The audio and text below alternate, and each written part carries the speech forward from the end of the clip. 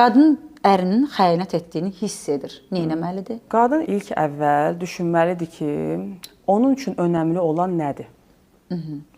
Burada bütün hissləri kənara qoymaq lazımdır, rasional düşünmək lazımdır. Qadın özü ilə baş-başa qalmalıdır və deməlidir ki, mənim üçün önəmli olan nədir? Mən övladları varsa əgər, mən övladlarımı bütöv bir ailədə böyütmək istəyirəmmi? Birinci sual. İkinci sual, mənim üçün xəyanət nə dərəcədə önəmlidir? Həyat yoldaşımın həyatında... Bütün qadınlar üçün çox önəmlidir. Bütün qadınlar üçün deyil. Elə qadınlar var ki, ərinin başqa qadınlarla münasibətdə olmağı onun üçün bir problem təşkil eləmir.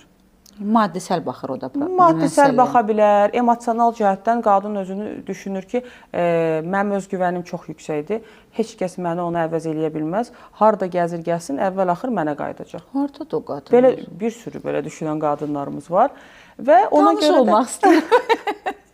Elə qadın var ki, həyat yoldaşı tərəfindən xəyanətə uğrayanda çox ağır depressiya yaşayır. Emosional cəhətdən çökür. Özgüvənsizlik yaranır. Mən yəqin yaxşı deyildim, qane etmirdim. Əgər o qadın özünü orada çox pis hiss eləyirsə, o boşanmalıdır. Və özünü xoşbəxt hiss eləyəcəyi bir yerə keçməlidir. Amma elə qadın var ki, deyir, eləyib də, qoy gəzsin də, nə olacaq ki, harada gəzir gəlsin, onsuz da mənim yanıma qayıdacaq da. Belə düşünən qadın niyə boşanıb, niyə dağıtmalıdır ki, ailəsini?